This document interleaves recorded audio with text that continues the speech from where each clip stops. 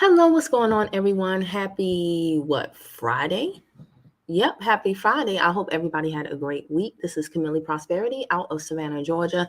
And I want to talk to you guys about something very, very, very important. It is home ownership. This might be a little bit of a lengthy conversation, but believe me, you will find value in it. And it's very necessary that we have this conversation. So listen, we're going to do what we always do. Replay viewers as well as live viewers, as you come in, share a little bit about yourself. I would love for you to tell me where you are watching from, and if you are true to this, why can't I speak? If you're true to this, not just new to this, then go ahead and drop your district, say your circuit. Drop your district, say your circuit.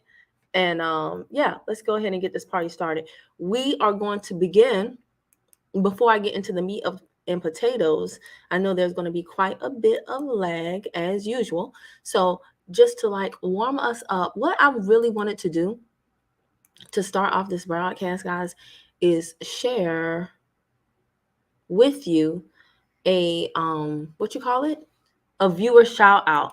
I got this comment 4 hours ago, and I just really want to thank Juliet 1133. She commented on the credit card universal default clause. I got a lot of good feedback from this video. A lot of you did not know about it when we did the video. Those who were live were participating, and if you did not watch that video, please go watch it, because especially in these economic times when lending is very, very tight and a lot of people are using credit cards because things are so expensive and our wages are not keeping pace, this video in particular is really going to tell you why you should, like, don't let those credit cards go into a bad status. Okay, it's just going to cause a snowball effect that will be pretty hard to catch up. And so this video describes that. And Juliet made a comment. Let's read her comment together. I cannot talk. Okay, let me stop saying I cannot talk if I want to talk. My speech will get better, y'all. It's been a long day. So anyway, she says, yes, I've been hit by this. I'm now paying 29% interest on both MasterCards. I'm on a fixed income and can only pay a little over the minimum. It will take me 12 years to pay both these cards off at paying just $20 a month over the minimum. Because we all know that the minimum is basically set at that rate to keep you paying the credit card forever. So anything over the minimum is good, but $20 over the minimum is not that much. So it's still going to take her 12 years.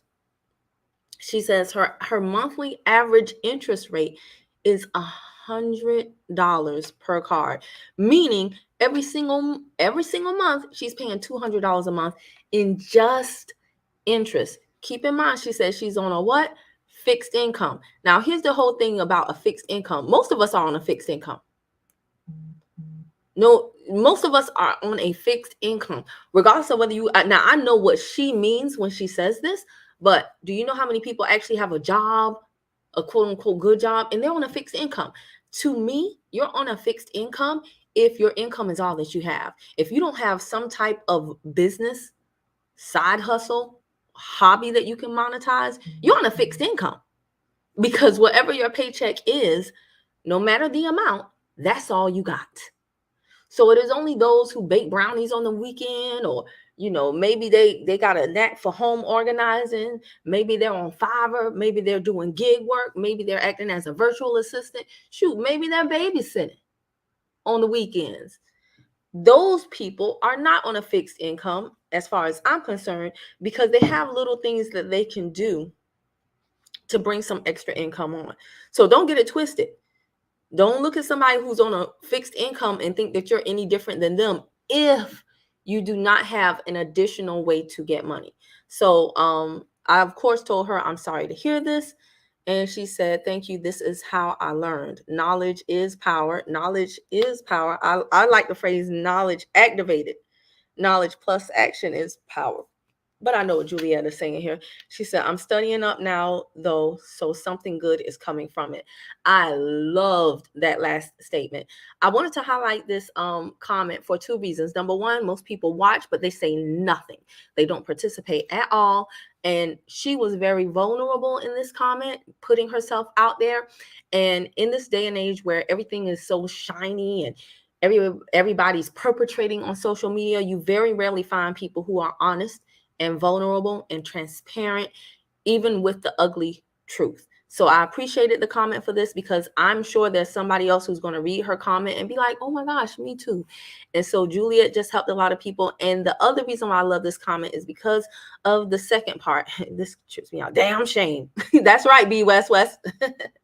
But this is about Juliet. Okay. So I love it when her attitude about the situation. $200 a month in just interest is a lot for anybody, let alone someone on a fixed income.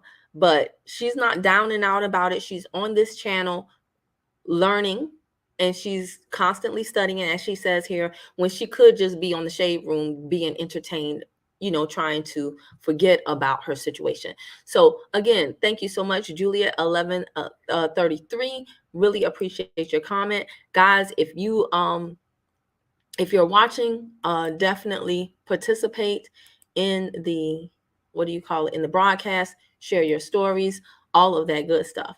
All right, we got a few people in the room, but gosh, y'all not going to talk to me today? No one has said where they are watching from. No one's dropped their district or said their circuit. Do that, y'all, please. All right. Also, as you come in, like the video. Y'all have been doing great with the likes. You guys have been sharing the videos and subscribing to the channel.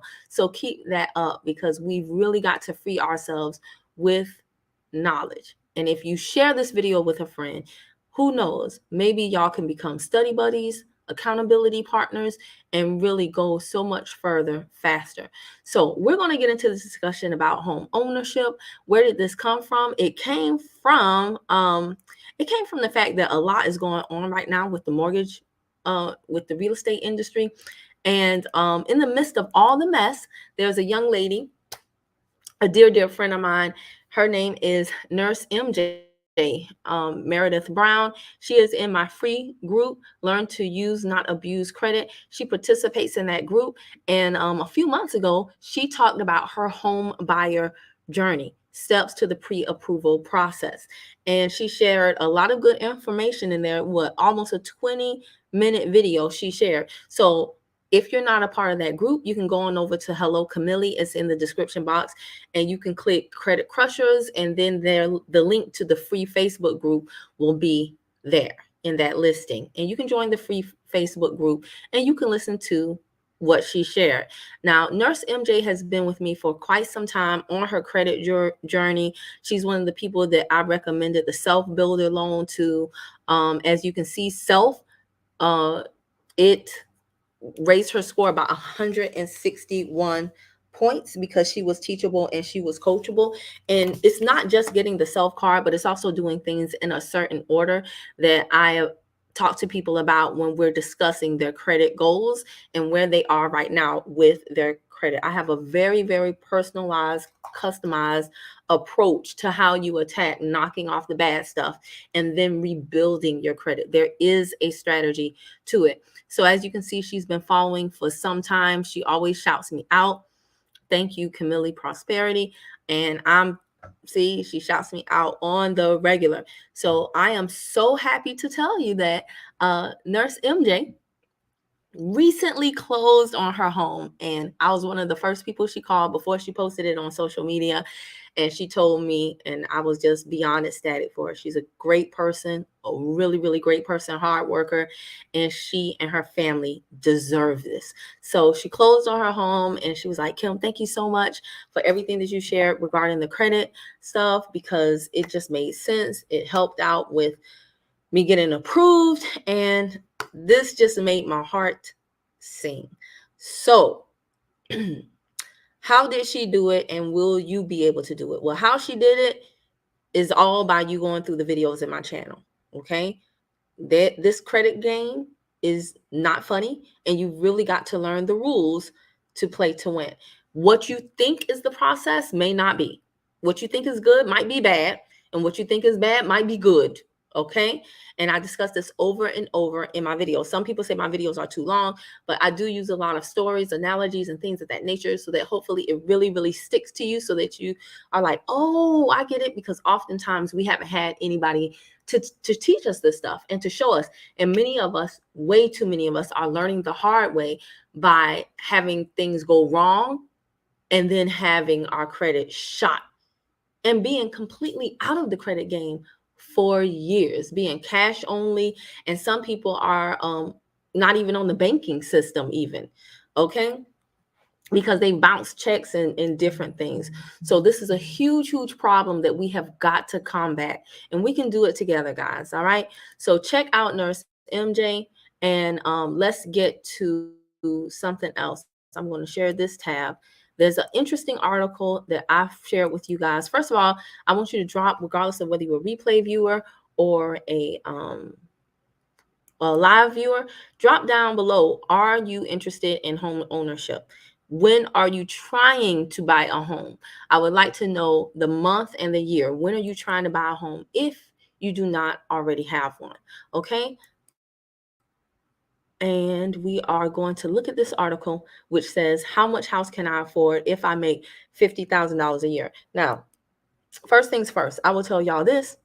The average income, I think the average income, last time I heard, was about $40K per year. Okay? $40K per year. And there's a lot of people, y'all, who do not make anywhere close to that. So this article is, how big is this ad? Oh, okay. Here, I was like, what? So this article already assumes, I was about to say that ad is taking up the majority of the doggone page. Come on, bank rate. This is the world we live in, just full of ads. So this article already assumes that you are doing better than most if you are making $50K a year. But $50K is a pretty easy number. So let's go through this article together and just think about it, especially for those of you who are not yet homeowners and you wish to be sometime soon, because there's a lot of talk about what has gone on with the market. The market is all over the place. Let me just pull up something right quick, y'all, to make sure that I am good. Okay, cool. So right here, as you can see, this says that if you were making $50K a year, the national median home price right now, y'all, look at this. This is unbelievable. It's $410,000. $410,000. I remember not too long ago when you could get a house for $150,000, $200,000. A nice house, but we're no longer in that market. Right now, the median home price is $410,000. Do y'all understand? That's pretty close to $500,000. Okay. And then the article says, however, all is not lost. Oh, really? Pray tell. So you have to reverse engineer the math on this, because all too often I will hear people saying things like, oh, I'm gonna get a house, God willing. And I believe in God, and I understand what you mean when you say that. But as I always tell people, the goal is not just to get the thing. The goal is to get the thing at the most favorable terms and conditions that will best serve you and your family. Okay? And I'm going to show you what I mean by that very, very shortly. So if we're watching the market and we know what the median home price is, I advise anyone who's looking to buy a home, definitely download Zillow on your app, become familiar with what the market is doing in your area, or if you don't want to live in where you are right now, in the market that you desire to move to. I know for my particular city, there's something that I found up, I think on the tax assessor site or something, but I get analytics straight to my email for the outskirt of Savannah that I'm in. And it actually gives me projections where the market is, the growth over, the past compared to now, as well as projections for the future. Okay. So if you have something like that in your area, it might take a little bit of digging, but go on your state, your county websites and sign up for these notifications that will come straight to your inbox so that you're always kept abreast of what is going on. So We want to reverse engineer the numbers. Although this is the median home price nationally, what is the median home price in your area? I can tell you right now, where I am, it's not too far from this, actually. It's not too far from this for a 4-3, a 4-bedroom, 3-bath house. So when we look at these numbers, this article says, are you familiar basically with the 28-36 rule? Have you guys heard of the 28-36 rule? Are you familiar with it? What it basically says, guys, is that you shouldn't spend any more than 28% of your gross income on housing. Now, here's where it gets a little tricky. A lot of people don't know what gross income is. If you do taxes, you should, okay? Your gross income is your income before taxes. It's your income before taxes. So what does that mean? That means that if they're saying 28% of your gross income, that percentage is going to be larger for your net income. And your net income is what you have in your pocket after taxes and all that other stuff that they take out of your check before you even see your check. So in real life, as you're trying to pay for things, this percentage is much higher of your take home. But for mortgage lender purposes, they do not want you to spend more than 28% of your gross income, before tax income, on housing, right? I wish they would do something simple like put BT for before tax, like before Christ. So yeah, 28% of that, and then no more than 36% of your total debt burden. Now, here's where it gets a little sticky icky. We all know that the majority of people, I can't even say they live in paycheck to paycheck anymore, because a lot of people say as soon as they get their paycheck, a lot of people, if you ask them right now, their paycheck is spent before it even hits their account. Like a lot of people have stuff that is about to be drafted out of their account before the check even hits, and they time things that way because they really have no choice. So what does that mean? That means that the majority of people, because prices are so high and wages are so low for most, the majority of people have a debt burden that is closer to probably 75%. Some people 100% of their check. Oftentimes when you see a couple, maybe they split the housing cost and then everything else pretty much goes to debt. A lot of people are living on credit cards if they have them, or heavily supplementing their income with credit cards. As a matter of fact, I saw on the news yesterday that credit card spending just hit 1 trillion. It's very, very high right now, y'all. Very high. So this article tells you what things should be. It's just a metric. It's just a standard, but it's important for you to know this. What does that mean? That means if you're making $50K per year, and we've already established that most are making 40, according to the numbers. If you're making $50K a year, you divide that by 12 months, and that means it's $41.67 per month. Keep in mind, this is the growth. So it's before taxes. So of that 41.67, if we said no more than 28% should be your housing, that means your monthly housing payment shouldn't be any more than like just under $1,200 just for the house. Okay. And then a mortgage lender is going to say they don't want your total debt. That means your car, your credit cards, your total debt. They don't want that to be any more than $1,500. Right? So you do the math. That's what? 2, 6. Oh, I don't like them 3 6s now. They're basically saying that your house, car debt, credit card, everything combined on a $50K gross salary annually, a mortgage lender is not going to want any more than $2,666 to be all of your debt. So that's just like right at about half of your income. Now, we know that most people are spending, again, their whole entire paycheck. Goodness knows, if you have 3 kids, if you have a baby in daycare, if you're commuting an hour to work, like many people do, and your gas costs are astronomical, if you have a vehicle to haul all these kids, most likely it's an SUV, the insurance on that is. So these numbers, this is why people are saying, what happened to the American dream? Where is it? How did it become the American nightmare? Because the math ain't mathing. It just is not mathing. And again, this is given a 50K salary. And most people make 40K. This is given your gross income. So if you're in the 50K bracket, you have to go to the most common year's tax laws to see what's the tax bracket for that. What percentage of taxes will be taken off of that 50K? Because this is the gross. So you're going to take home less than that.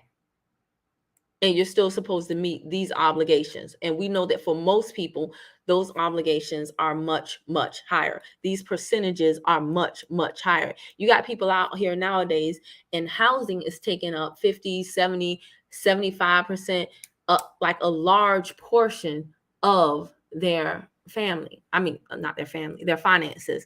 Hey, what's going on? Big Boots from the group home. Hey, y'all. Hey, sis. What's going on this fine Friday night? We're just talking math and home ownership, because home ownership is so important. So when we talk about how much house you can afford, they're going to go to the bank rate. Bank rate is a great site. Become familiar with it. Use the mortgage calculator. A lot of people are intimidated by it, but I strongly advise, if you're going to get into home ownership, you can't afford to be intimidated by it, okay? You've got to learn it, because you don't want these people talking over your head. I remember when I was in my 20s and I wanted to purchase a home with my then spouse, because the market was so nice for it. There was no one I could talk to about that in my family. So I did a lot of research. I researched for like a year and a half, bought books and everything. You would think I was studying for the real estate exam, but it paid off, because here was the mortgage lender, our real estate agent, and all of these people. There's so many people involved in the transaction, y'all, the title closing company. And they're looking at this 20-something-year-old girl. And at that time, this 20-something-year-old guy who's an immigrant. And there were some things that were shady in the deal that would have gone through had I not said, no, we're not going for that. We're not going for that. And I'm so thankful that I did that research, because it really paid off for the time that I was in that home. So if they were looking at the bank rate mortgage calculator, it says a 200K home, which is hard to find that nowadays, with a 20% down payment, 30-year fixed mortgage at 6.5% makes the payment $10,11. Now that's not a bad payment, right? But remember, we're talking about a home price that pretty much doesn't exist anymore for a lot of people. And we're talking about a 20% down payment that a lot of people do not have. That's how that price got so low. And because I know there's somebody thinking, shoot, I'm paying $1,600 in rent right now. So yeah, I would love to have a mortgage for $1,000. But again, you're going to have, it says you still got to think about things like property taxes. I remember how we used to do our taxes was we would pay them up front. And so you had 2 installments at the end of the year. And those 2 installments were basically like 2 months apart. And you had to come up with thousands of dollars for property taxes. This is a very real thing, y'all. You can pay your mortgage on time every single month. But if you don't have the thousands of property taxes, if that's how you've had it set up to pay it in a lump sum versus have it held some other way, then you can lose your home over a few $1,000s. It happens all the time. You don't believe me? Go to tax lien auctions in your local county and see how many people lose their home because their taxes were not paid. Sometimes these are homes that the property owner died and the family didn't keep up with the taxes. Sometimes these are homes where granny is in there now and the family doesn't have any money to give her. And you can have a home that has literally been in the family for decades and they lose it over a few $1,000s. Same thing with plots of land. So taxes are a very real expense that you have to calculate for if you want a home that you don't have to think about if you are renting an apartment. Homeowners insurance premiums, yes, that's very real. And nowadays more and more homes are having HOA, which stands for Homeowners Association fees. So even condos, even townhouses, I'm seeing townhomes with $200 up, $200 a month for the HOA. Are you kidding me? Are you kidding me? But they're not. So all of these are costs that you have to think about. And there's a huge argument about whether HOAs are good or bad. If you're living next to a house if your neighbor loves the color Pepto-Bismol pink, you're going to wish you had a homeowners association, right? However, if your homeowners association is like Debo and they own you about every single little thing, then you're going to get tired of them. Like there are some homeowners associations that fine you for everything. I know this one area not too far from here, and it was this beautiful house on Facebook Marketplace, and they had to get rid of their white gravel because they were like, hey, just bought these beautiful white rocks and it looked really, really nice with the house. And they said, we got to get rid of this because the HOA rules. I'm thinking, what? The rocks? They Debo on y'all on the color of the rocks? But they sure were. So all of these are things that you have to think about because they're very real considerations when it comes to home ownership. And these extra costs do add up. Now, another thing you need to think about is your credit score. Y'all, this is huge. And this is where I really want to talk to y'all. Okay? I really want to talk to y'all. Hey, what's going on? The love of Tay. Oh, beautiful picture. Beautiful picture. What are you, an influencer? That's gorgeous. Look, I'm all up on my screen. I'm happy y'all can't see me. The hair and everything says yes, honey. Yes. She said, hey, Kim, new to your channel. Aw. Well, welcome. Bienvenido. Love what you do, and I will be joining your mentorship soon. Oh, woo, woo, woo, woo, woo, woo. I hate you don't teach departments of consumer law anymore. Interesting that you say that. I'll do another video about that. I don't want to get into it because I like to ramble, and I don't want to go down that rabbit hole. It's not that I don't, but it's also not that I do. That was a bad answer. Moving on. Moving on. So, oh no, don't freeze up. Come on, StreamYard. Don't freeze up. Come on. Oh gosh, come on. Let me see something here. Oh my gosh. I cannot. I think I'm frozen. Let it go. Let it go. Let me see if I can do this. Okay. Yeah, I'm frozen. Oh my gosh. I should have been closing out tabs as they came. Dang it. And we were doing so well. Hold on, y'all. This is so annoying. Okay, I'm still with y'all because I hear myself in my ear. I just can't get... Okay. Oh, thank you. Hercules. Okay, so let's go to talk about... I want to talk to y'all about this, the credit score. Super important. Y'all, let me tell y'all something. I want to show you this. Share this tab instead. I'm going, speaking on the mentorship. Thank you for that segue, for the love of Tay, not for the love of Tay. The love of Tay. I want to show y'all this. I want to show y'all this. All right, so this is one of my slides on week 1 when we talk about why credit is important. Because guys, we think credit is just to get us stuff that we can't afford right now. But again, I emphasize you getting stuff at the most favorable rates and terms. And here is why. Let's look at a 400K home. Perfect. Because that's what we were looking at in that previous thing. Now, in that previous slide. Now, this is assuming a 5% down payment, not 20, but a 5% down payment. So if you had a 5%, then that would work out to be, it should work out to be a 380K conventional loan, right? Because 5% of 400 is 20K, right? Yeah. Yep, it's 20K. So that's how they got 380, in case you do not know. So if you're doing, hold on one second, y'all. Hey, I'm doing a video. All right, bye. So if you have 400K and you put down 20K, how many of y'all got 20K in the bank right now? Then that leaves you with a remaining balance of 380K to finance, to get a mortgage from. Again, this is just 5% down, but in these economic times, a lot of them still want you to put 20% down. All right. Now let's say you do a 30-year fixed interest loan. Here is person A, here's person B. I love this slide because people who have a 620 score, if you have a 620, chances are you've had some bumps and bruises in your credit report. You've had some things going on.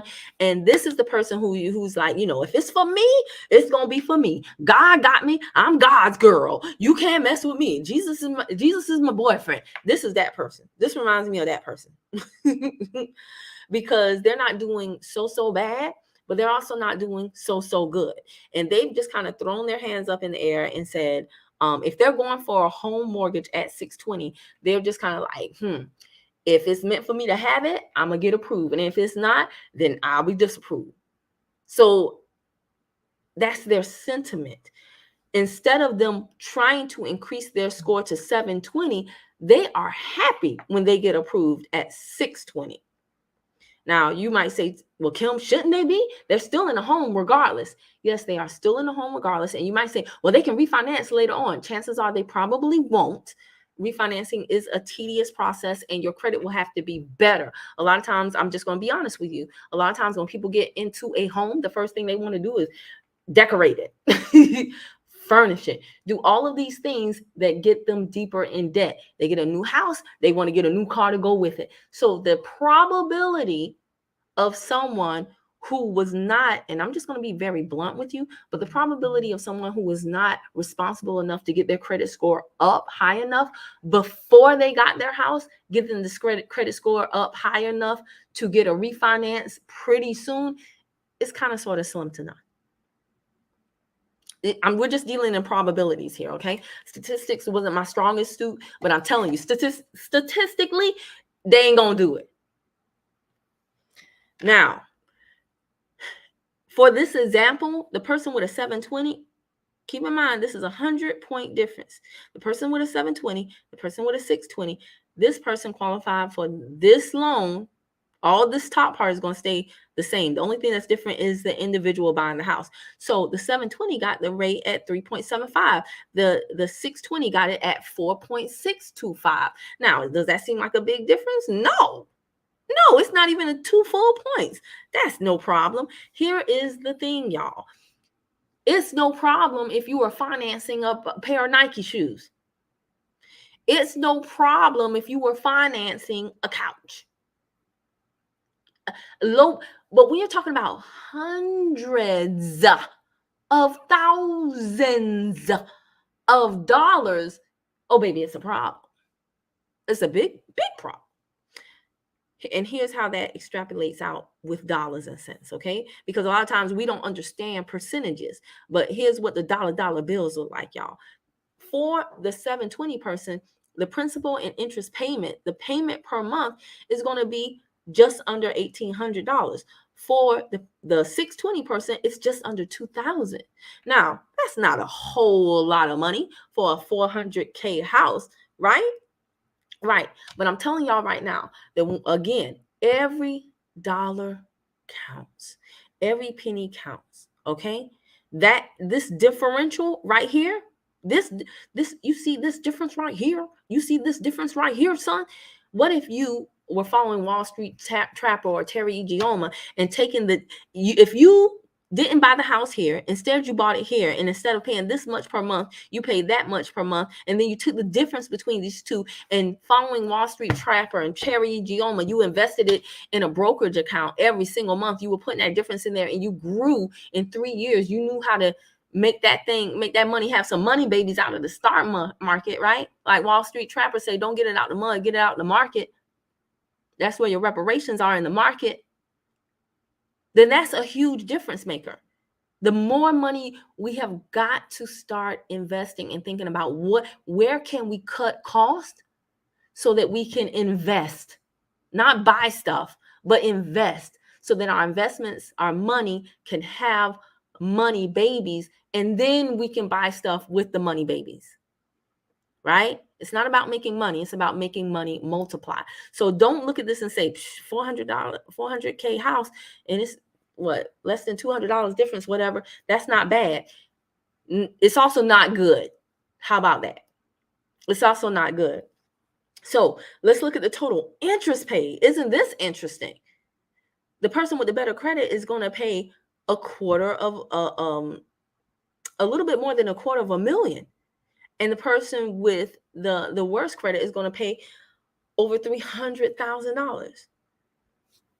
That means this 400K house is going to cost the better credit person $633,500, while the worst credit person is going to cost them $703,300.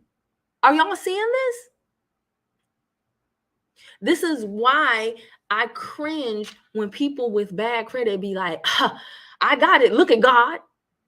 Look at God. Because all the time it's not God. Sometimes it could be the devil being, let me see how much debt I can saddle them in so that I can throw them even further behind. I'm serious, y'all. I have seen it happen before. Okay. So you don't want to just get a thing. You want to get it at the best terms and the best rates for you and your family. And you've got to understand the numbers. We don't need algebra, geometry. I said algebra. We don't need like trigonometry, statistics, and all of these other like high level maths that you probably didn't pay attention to, fell asleep on, and failed in high school and college. We just need very, very basic math. Plus, minus, percentage, division. That will get you through most things in life. But you've also got to dedicate yourself to learning the lingo and finding out how these things work. Because all the time, what seems obvious to you may not be. Okay? It just may not be. Let me show you another post that I found to be very, very interesting. This is by Mr. Oz the Goat. I love his page. Very, very quiet guy. As it relates to talking, but loud in his money moves. Okay. And he put this post up, 2 days ago. And as you can see, it says, he was just asking, what are your thoughts on the housing market? Today's price is not yesterday's price. Today's price is not yesterday's price. And so when you look at this image here, right?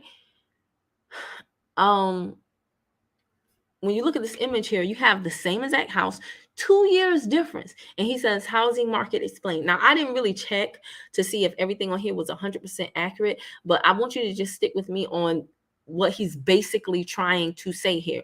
And what he's basically trying to say is, this house in 2021 may have cost you $1 million, and now it might be $20K cheaper. Now, on the outset, if this is a bag of apples, no problem. Woohoo! The price has gone down. That's a good thing. However, again, when you're talking about home ownership, this is a huge price. A huge purchase. And most of us are not buying homes cash like we're buying a bag of apples. Therefore, you've got to look at the terms and conditions, because this deal might not be such a deal. Like a lot of people, the housing market was largely inflated in 2020. A lot of y'all don't know why. It's because the interest rates were low. And so we're all connected, right? This is the circle of life, like the Lion King. So when the interest rates went down during COVID, you know what I'm saying? That caused a lot of people to want to buy houses then, to want to refinance their houses, pull out the equity. And that wasn't real equity. It was inflated, artificial, manufactured equity by the times. It was a sign of the times. But that drove home prices down for a while until it drove home prices up. And now we're in a market correction. You got to know this stuff, okay? So here's my point. The house that is $20K, if you're just looking at the sticker price, the house that is $20K cheaper today than it was 2 years ago may not be the deal that you think it is, depending on the rate that you get. Because again, if back then your same credit got this $1 million house at 3% versus now, because rates fluctuate, that's why you got to look at bank rate. But if now, like, the baseline is 7%, that means your back then it's crazy. The price is cheaper, but the monthly payment is higher. The price is $20K cheaper, but because of this interest rate, the monthly payment is $2,000 higher. So again, you can't just look at what you see initially. You got to look at the whole entire thing. When you're buying a house, when you're buying a car, all of these big purchases are killing us, y'all, because we're not doing the math. Okay. And so I really want you to think about that. I really want you to if you in any way, shape, or form, and again, whether you are a replay viewer or a live viewer, I want you to drop down in the comments below when you desire to buy your home if you don't already own one. If you own one, drop down the month and date that you bought your home. That would be a very interesting conversation. I want to know that, because just like Nurse MJ said that I was a part of her home buying process, I want to help. I want to give information to help more people buy homes. So when we're having this conversation, because I often hear people say, I don't understand it. We're paying this high behind rent. Why can't they give us I should be able to get a mortgage if I can pay this high behind rent. What you're doing is you're only looking at the top line. When you say things like that, it is the equivalent of only looking at the top line. You're saying this is my high behind rent, and if I were in a house that was twice the size of my apartment, it would be cheaper. So if I can pay this, surely I can pay that. But you're not looking at the bottom lines, the hidden costs associated with home ownership, and the other additional things that it takes to get into home ownership. And I'll be honest with you.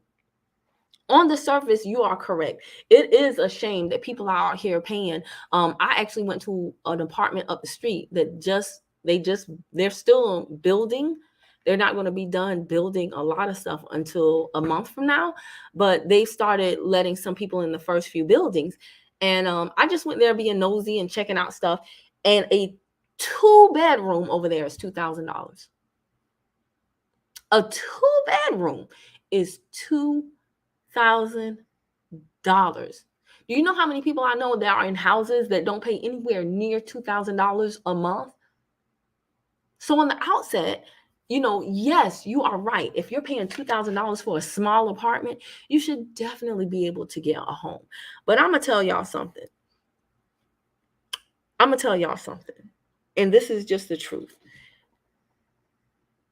If you say that and you're fighting for that and you're saying this is not fair, if you think that this world in any way, shape, or form operates based on what's fair, that's very foolish. Okay? Saying if I can pay this for this apartment, they should let me get a house. That's just like saying, well, I thought the justice system was for justice. Because if you really know about the justice system, you know it don't have nothing to do with justice. It has everything to do with making money. Everything to do with making money. Okay? Nothing to do with justice. Very rarely does it have anything to do with justice. Okay? And if you don't believe me, look up the school to prison pipeline. Follow people like Andre Norman. Start looking at how many things are made in jail cells by people in jail, paying them $3 a day, not $3 an hour, $3 a day. How many of these things are in your home right now? It is a way for them to get cheap labor. It is a way for them. Look up how jails were created. Look, do your research. You don't have to believe me. But the justice system does not have anything to do with justice. Just like living in America is not at all based on what is fair. This is a war between the have and the have-nots, and they benefit off of you being a renter. And I am a renter. So I'm not renter shaming. There are times, especially if you are a single parent, I'm gonna be honest with you. There are times when you might want to be in an apartment because it's usually one point of entry. You know your neighbors a lot more than if you're in a house. A lot of people feel more secure leaving their children at home in an apartment setting versus in a house where there's a back door, a side door, and say you're on a ranch house, the whole entire level is on the lower level. If you're on the second, third, fourth, or second, third, or fourth level of an apartment, you might feel more safe. You're in a gated community, you might feel more safe. Your neighbors are close and cool, and you're in a really nice apartment complex. Some of these things are like resorts. You might feel more safe. Not only for you, for your kids, but also for you too. It just depends, right? So there are benefits. There are certain amenities with apartments. There are certain benefits, okay? So I'm not apartment shaming, but I am telling you this right now. It is by design that you are paying so much more for rent than you are for an apartment. Okay. And hey, Angie Mac, she said, hey, everyone. I told y'all this was going to be a long broadcast because I really want to go through this. And I want the gears in your head really, really turning. And I want you to really think about this because we are drifting through life, too many of us. And again, our only strategy for going further for our family, our whole goal, I just want to get a house. I just want to get a home for my family. We cannot think like that because the minute you think like that, that's how they got you. Even if you get that structure on that piece of land, you're not going to be in it for long because you're going to be foreclosed on. If you're not paying attention to what I'm telling you in this broadcast, I'm telling you right now that you're going to be foreclosed on. It's just a question of when. My sis said the love of Tay said, also side note, do you have any recommended books dealing with consumer laws, etc. in the mentorship? I'm gonna be very, very honest with you. When we're not talking about that right now, but there's no like best books. I will say go straight to the laws. Start with the FDCPA, Fair Debt Collection Practices Act, the FCRA, Fair Credit Reporting Act, and TILA, Truth in Lending Act. If you start with those three, love of Tate, if you start with those three and you read and you look up definitions and you don't mix and merge definitions, because the same word can mean one thing in the FCRA and it can mean a totally different thing in the FDCPA. And even since I'm gonna make this relevant to the broadcast, for those of you who are thinking about getting a home, look up the real estate RESPA, real estate dang it, well, I just lost it. RESPA, real estate, what? Something. Let me hold on. That's gonna bug me. And I know it, but I just had a brain fart. There it goes. Real Estate Settlement Procedures Act. I would say, look, that would be the fourth bonus. Don't pay for any books right now. Just look up those four things. And a good thing to do.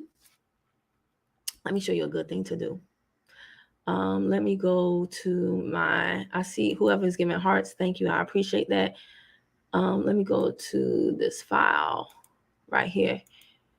A lot of people use Cornell Law. It is pretty, but a better source would be the United States Code website, which is uscode.house.gov. uscode.house.gov. And this is where you can come to look up the 15 USCs. See Title 15 right here, Commerce and Trade. Learn what these things mean, commerce and trade, and go through these. This is not the prettiest site, but I'm telling you, you will be amazed. You will be amazed at what all is in here. Did I go to the right thing? Oh, goodness gracious. Googly moogly. But that would be the best thing for you to do. Okay? Okay. Where is it at? Hold on a second. I forget. I'm not going to go down the rabbit hole, but you get the point. uscode.house.gov. And I'm going to add that to the description box down below after this broadcast. Okay. So start there. You don't have to spend any money. Just learn. It's going to be a boring read, but it's going to be oh so worth it. Okay. So I've already shown y'all the slide that I use in the mentorship, and I've shown y'all an example. Hopefully this makes sense to you as to why there are not doing things. And I'll tell y'all this right now. Like I said, it's a race to break you right now, to break you financially, to break you mentally, emotionally, because I'm gonna tell you right now, it is hard to make good decisions when you're broke. It is hard to make good decisions in the dark because you couldn't pay the lights. It's hard to make good decisions when your belly rumbling because you don't got no food. And it is a race right now for them to break you as quick as possible. You see, Jerome Powell recently hiked up the rates. Okay. So things were hard and they said, oh, let's make it harder. Now, you got to study economics too to understand why they're doing some of this stuff. But I'm telling you, times are hard for a lot of people, and home ownership is getting further and further out of a lot of people's reach. I'm not trying to be the queen of doom and gloom because, again, my good friend Nurse MJ, she just got her home. So are people still buying homes? Yes, they absolutely are. But if you want one, again, I don't want you to just get it. I want you to get it on the best terms so that you keep it and so that you can still have enough money to pay for it, everything that you and your family needs, as well as invest. We got to start putting the focus more so on investing, just as much, if not more, than we do on home ownership. But in my community, mostly home ownership is the holy grail, and we stop there. In other communities, not so much. And that is the difference maker. We got to start talking about investing. So don't just get the house. Don't just get the car. Don't just get these things, because I'm going to tell you this too.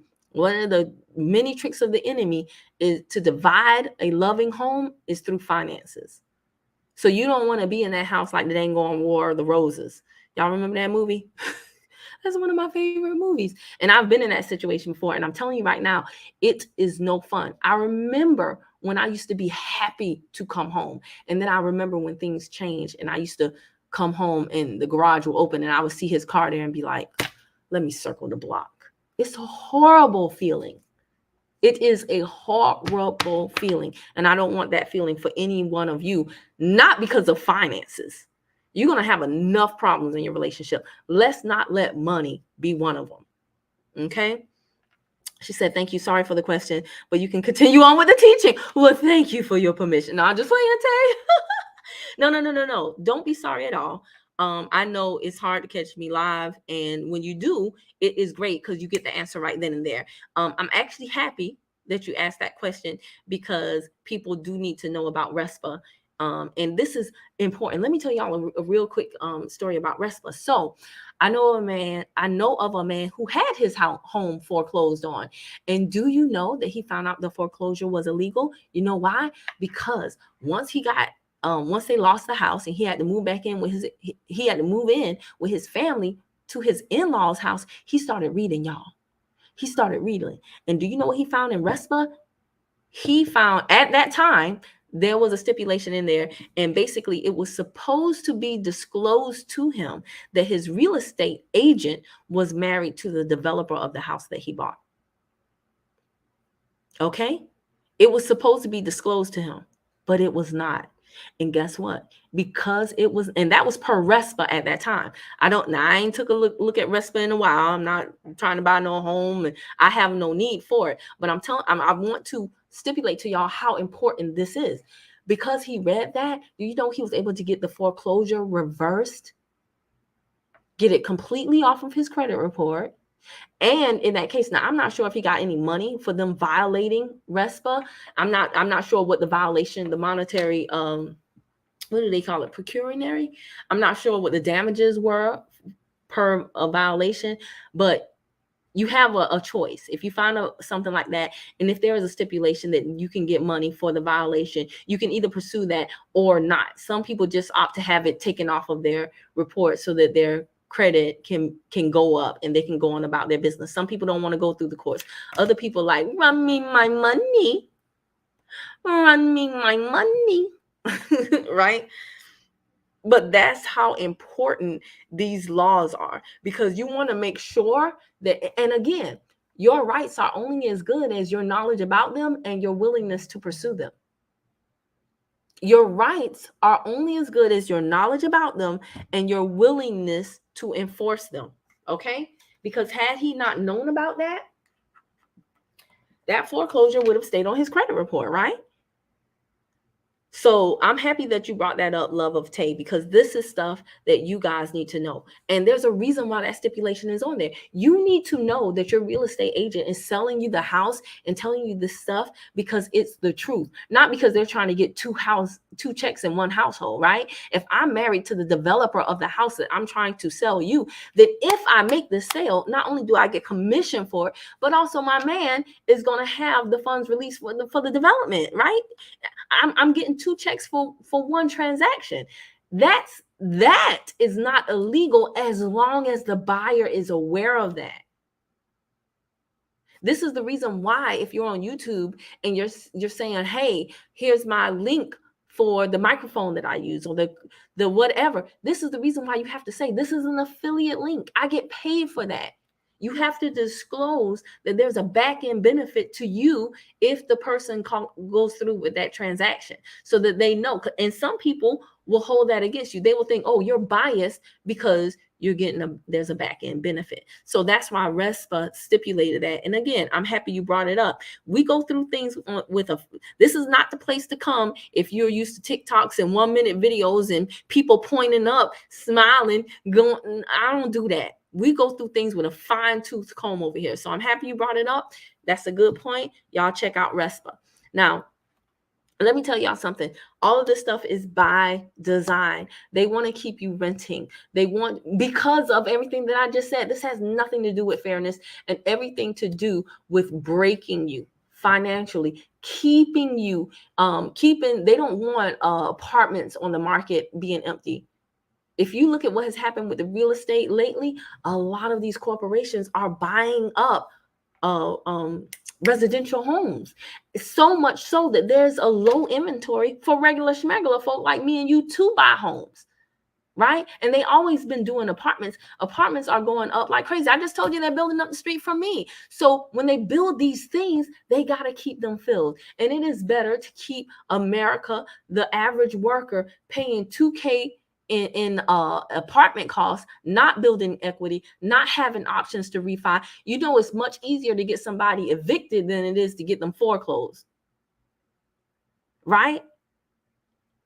It's much easier to get. It's all a money grab. So if they keep home ownership out of your reach, if you keep your skills low, if you don't have any type of entrepreneurship spirit, and you have this fixed income known as your salary, let's say you make $3K a month. I already told you apartments can easily be $2K a month. So you can't even qualify for an apartment. So chances are you're living with your mama or you're living with somebody you don't even like, but you're acting like you like them because you can't afford to live on your own. Who knows? You might be living out your car. And you're working hard for that too, because the chances are the less money you make, the harder you have to work for it. So by the time you get off work, you too tired to be on Better Body Crew broadcast because she talked too long. She be rambling. You too tired to read a book. You too tired to do anything to legitimately get ahead. So you never do. You too tired to learn about credit. So you don't. You just cash only. And we already established you don't got a lot of cash. Or if you do have credit, it's bad. You got a $300 card limit with a $100 annual fee. You got the minute your card is cut to you, you already at 33% utilization. And you're supposed to have well under, 3%. So all of this is by design. They making money off of you on the high rent. They making money off of you on the high interest rates for your credit cards. They making money off of you on the high interest rates for there's people out here with car loans at 30%. 30%, 30% for a car. For a vroom car. Man, if you don't get out of here. But guess what? People need a car.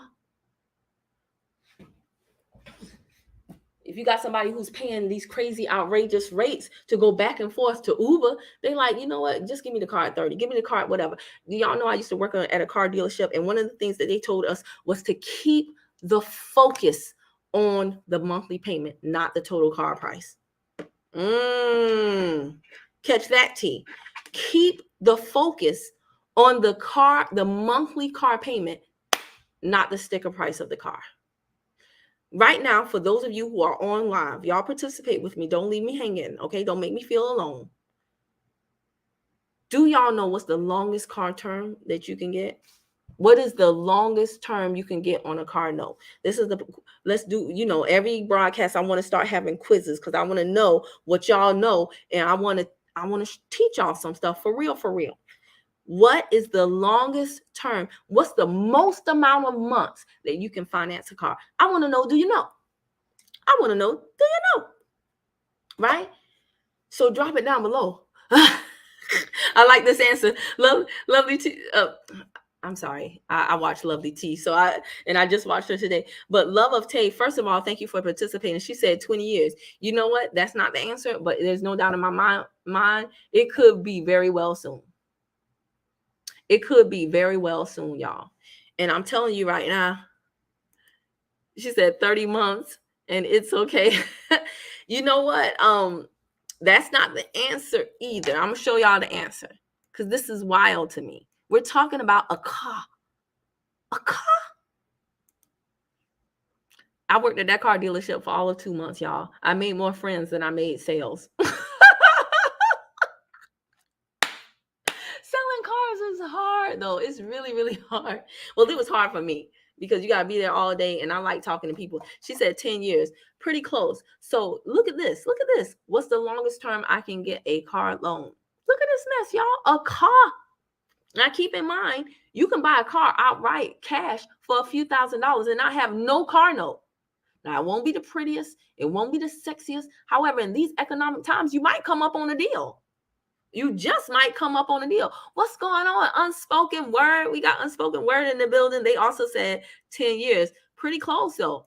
So look what we got here, fam.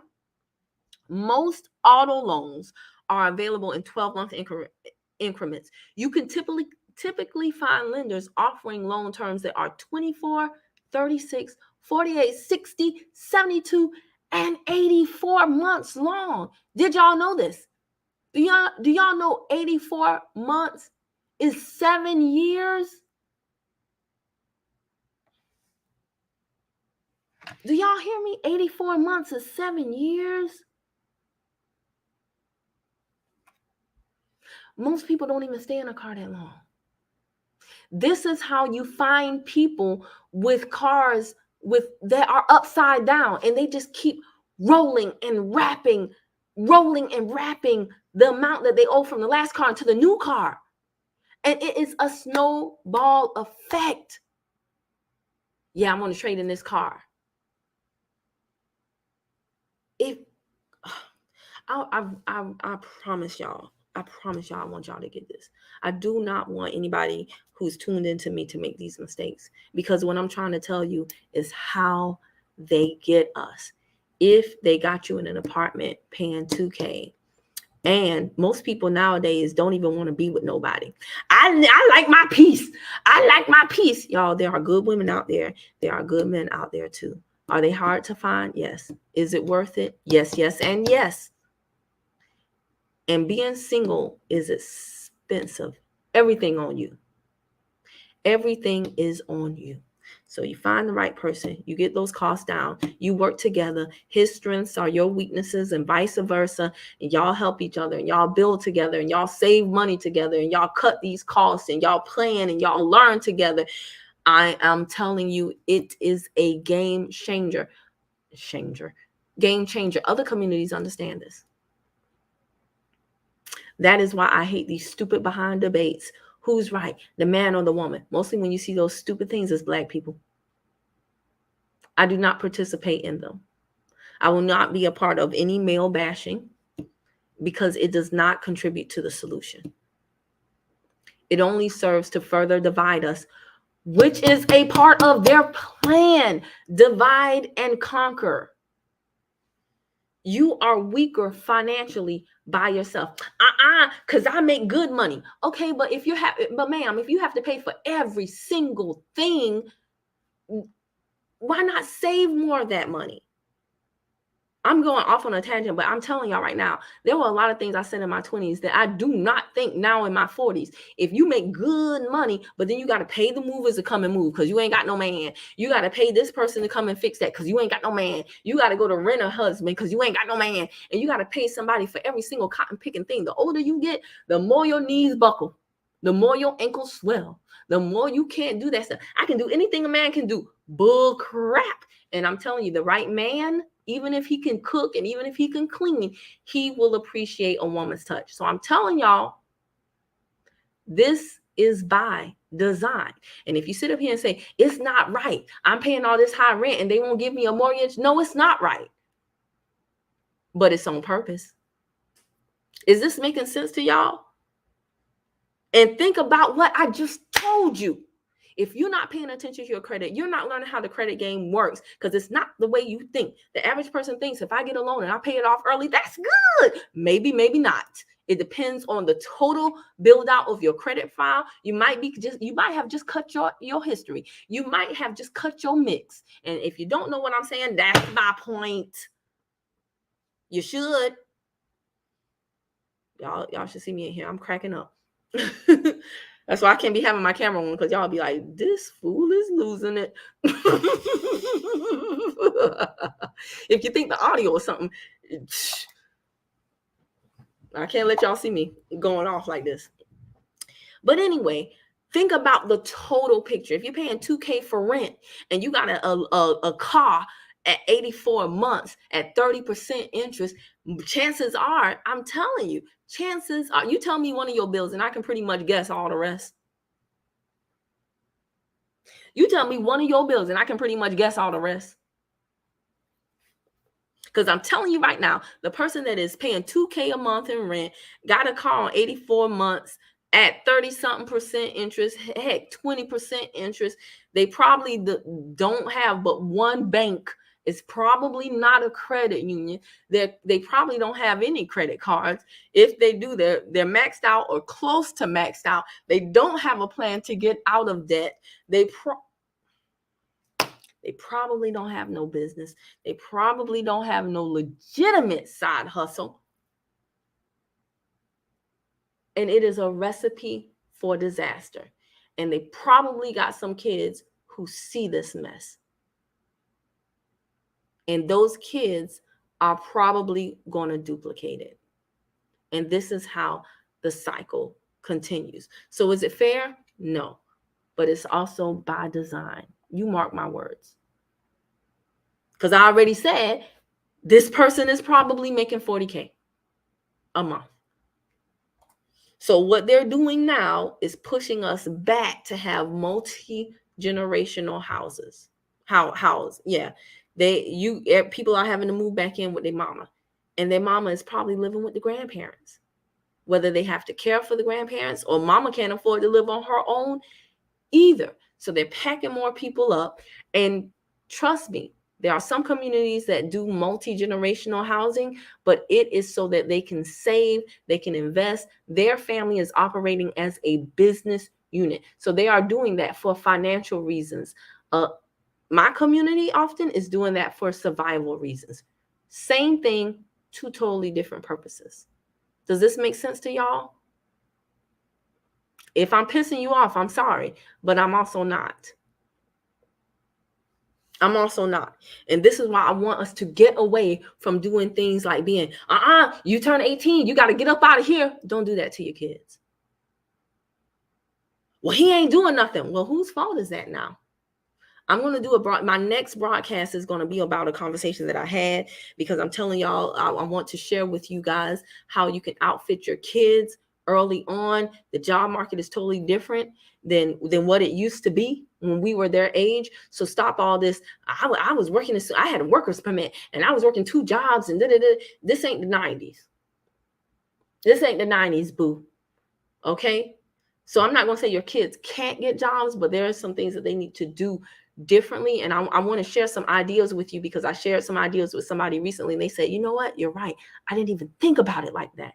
I said, no problem. You didn't even have the capacity to think about it like that because you're trying to solve your debt issues. So you don't have the creative juices flowing and going. And again, This is all by design. When you are hungry, when you are behind on your bills, when you cannot even see when you'll be able to afford a home so that you can start building wealth, start doing the things that other people are doing, it is hard for you to be creative. It is hard for you to think on that next higher level. It's really, really hard.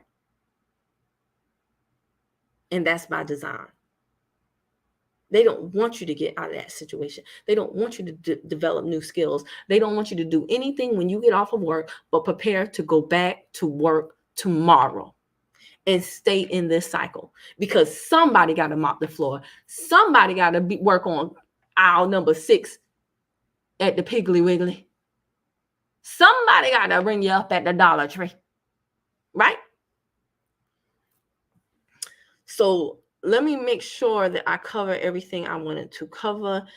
This was another article that basically did the same thing. What income do I need to afford a 600K house? And what I want you guys to do is, when you see articles like this, do not just think to yourself, well, I ain't buying no 600K house. No way. No, it's not funny. Start reading these articles and start seeing, do you follow what they are saying? Does the math make sense to you? You've got to become familiar. You've got to get in practice with these terminologies. Well, Kim, I just don't understand it. It'd be over my head. Okay, well, it needs to get in your head. And the only way that something the only way that something foreign can become familiar is with frequency. That's the answer. If you don't understand it, the answer is not to back away from it, but to draw nearer. Draw nearer, baby. Okay? So this is saying basically the same thing. If you want a house that's 600K, it says, again, we're seeing the same thing. The national median home price is it's significantly lower at 410K, but it's still out of the reach of many, right? Whether you can afford it depends on a number of factors: your income, down payment amount, mortgage interest rate. And again, that mortgage interest rate is important. What did I tell you? When I was selling cars, one of the first things they told us in training, get them to focus on the monthly payment, not the sticker price for the car. Y'all, we had people in Versas, Nissan Versa. What is that? At the time, I think it was like a $12,000 car. There's no reason why your payment should be $400 for a Versa. For a Versa? For a car? But guess what? People were doing it because they just wanted a car. And people will pay for convenience. If you're in Atlanta and it took you 2 hours, you going from the north to the south, and it's taking you 2 hours to get home, and you got to catch 2 trains and 2 buses, you like, you know what? It's worth it. Let me pay the $400. Now, we all know that somebody who's paying $400 for a Versa is probably going to have that car repoed. It's just a matter of time. Because you tell me one of your bills, and chances are, if you tell me the right bill, depending on the bill, I can guess all the rest. This is also the person who is probably behind on their phone bill. Phone always cut off. They're behind on their electricity. And I'm not saying this from a place of judgment. I'm saying this from a place of knowing. Been there, done that. Times right now for everybody is hard. And that's why I'm speaking on that. But I want you guys to prioritize, start making your credit a priority, and start really sitting and thinking about how you can meet these obligations. Because like I said, that universal default clause is waiting on you. Be late on one, get a 30-day late on one, and watch all of the sharks come and feed on your behind. You will be in bloody waters. Okay. So going back to this, and shout out to y'all, because the ones that have been on here, you are still on here. That means you really want to understand. A lot of times people fall off, but this number has been pretty steady. So these are the serious folks, and I appreciate it because it's midnight. Y'all could be doing anything else. And if you haven't hit the like button already, go ahead and do that. But shout out, thank you for the hearts, whoever is giving those. But shout out to y'all. Y'all are really, I appreciate you. Okay, I appreciate you. So let's talk. Let's just go through this again using this example. Again, when you see these articles, you go through them and you see if it makes sense to you. And if not, read it again, friend. Read it again, friend. All right, until that math starts. I'm telling you, it'll start clicking, and you'll be like, oh, okay. Now I see what's going on. All right. Because I hear too many people saying, how I'm supposed to get ahead. You're not. You're not. They designed it that way. You think your life is by default? No, baby. It's by design. But you gotta rewrite the blueprint. You gotta rewrite the blueprint. They designed it. Now you gotta take over. And yes, it's gonna be hard. Everything is hard until it becomes easy. You got to get through the hard to get to the easy. So assuming you make a 20% down payment. See, now we talking, because remember on the other one, I think it was saying, like on one of the other slides, it was saying 5%. If you make a 20% down payment on a 30-year loan at 6.5% interest rate, your monthly, so for this house, remember the other house was $400K. Now we're talking at a $600K house, right? So your monthly principal and interest payment will be $3K. This is not including property taxes, home insurance premiums, homeowners associations. There's another thing I'll tell y'all about too. There's something called like the home warranties. I am not a warranty person. Okay. It's funny because you can buy a $20 headset and they'll be like, do you want a warranty for $2 a month? And you're like, it's $20. No, thank you. I just buy another one. So I'm not usually a warranty person. Also, I used to work at Best Buy and I know how those warranties work. But let me tell you something.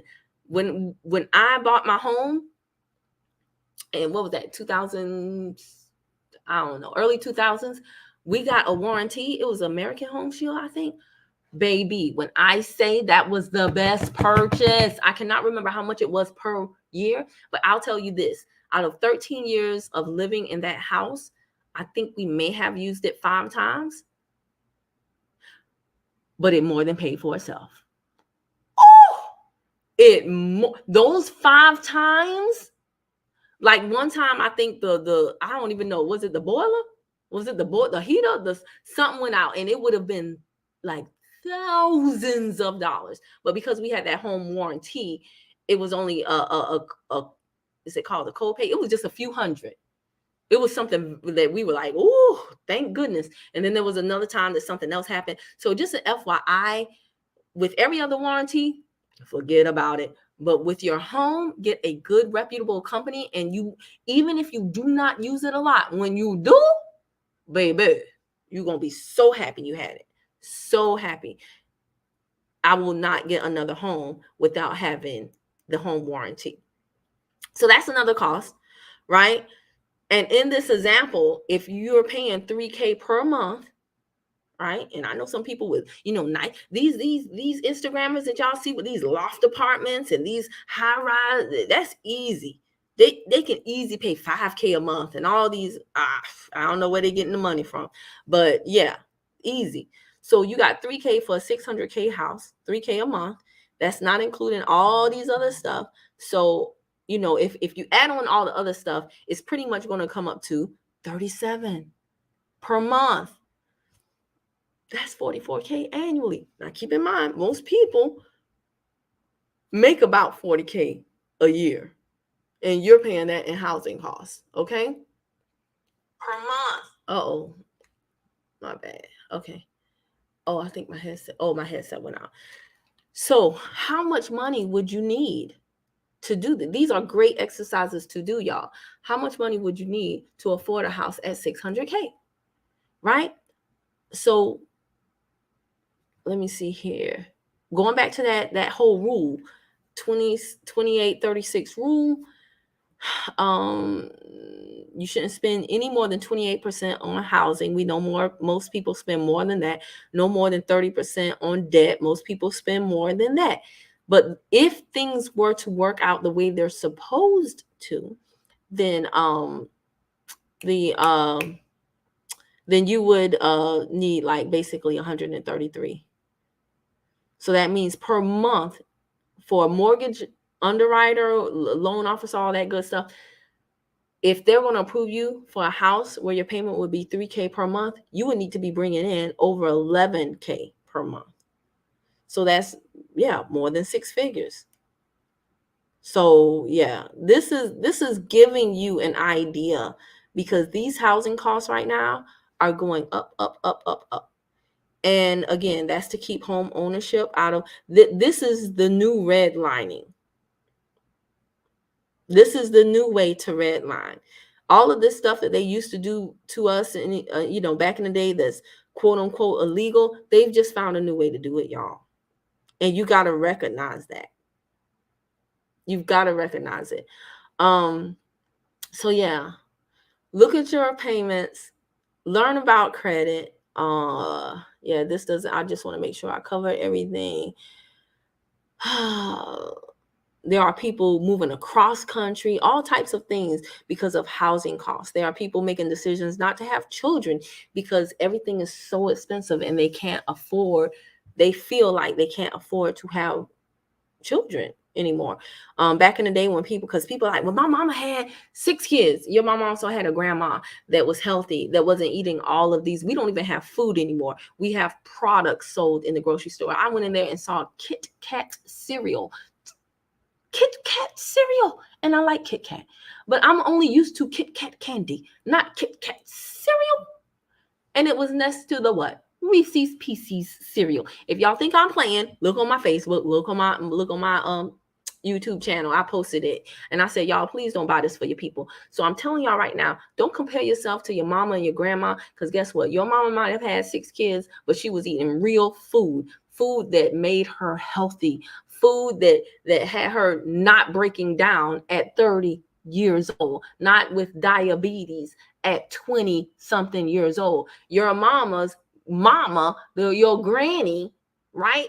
She was healthy too. You know why? Because she was eating real food, not this crap that we're eating now. You know why? Because they were able to live on a living wage, on a regular wage. They weren't getting paid these pennies with these high costs for everything.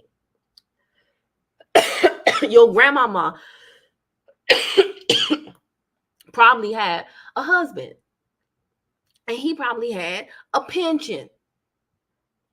They weren't sitting on social media debating about who's at fault. Are women gold diggers or are men too cheap? No, they were loving each other, and both of them were watching Victor Newman. Okay, am I talking to somebody? Both your grandpa and your grandma were sitting there watching Young and the Restless together while you were sitting on the sitting on the Persian rug, right? With a thrill. Y'all don't know about a thrill, and you was watching the story right along with them.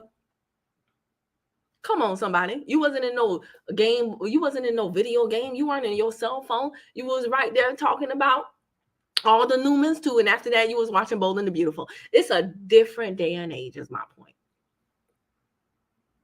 A few decades ago, we had the family unit.